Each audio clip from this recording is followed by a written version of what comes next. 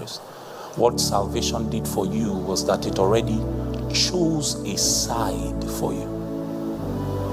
So if you choose that you will never do warfare, if you choose that you will never look for Satan's trouble, if you choose that you will never worry him, you will never talk about him, Satan is mandated to come after you. Mandated. He will give you no breathing space. He will give you no time to rest. He will come after you. So the life for the Christian is such that it is warfare.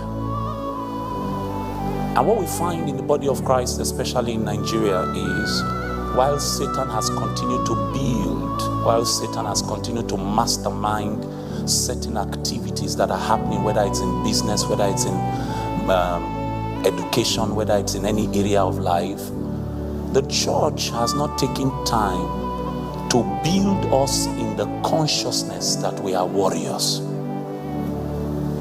The average Christian does not know that to succeed as a believer is a fight.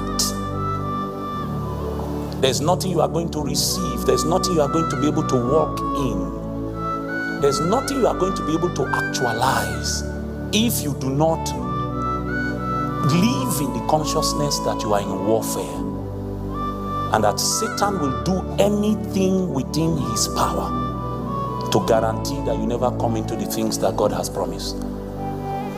I have seen people with great promises and prophecies upon their life die outside the place of fulfillment. Not because the prophecy was not strong in itself to bring manifestation, but because they thought that because they had a prophecy and they had a promise, they could go to sleep. And while they slept, Satan was working overtime to ensure that they never became anything in God. The first thing I need to say to you is that you cannot afford to be neutral. And as sad as it sounds, we're in a season in the body of Christ now when people don't even know which side they belong. The lines have become so blurred. Definitions are being altered. People can no longer tell the difference between right and wrong, good and bad, what is truth and what is false.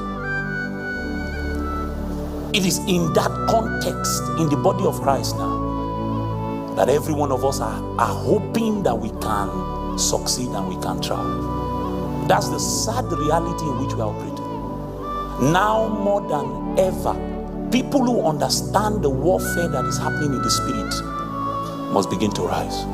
Otherwise, what God put in my spirit for this night is to tell you that if you do not come into the consciousness of warfare and that you need to rise up to become a warrior, you will see the things that God has promised you, but it's possible that you may never enter. There are things that you need to be able to demand for. There are things that you need to be able to fight for.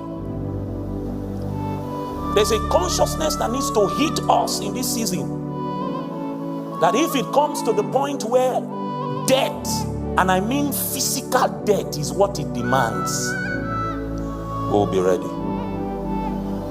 You know, I go around to speak in places to young people, and I see many young people lying down, crying, praying.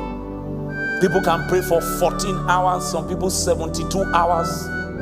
I see that we can speak in tongues.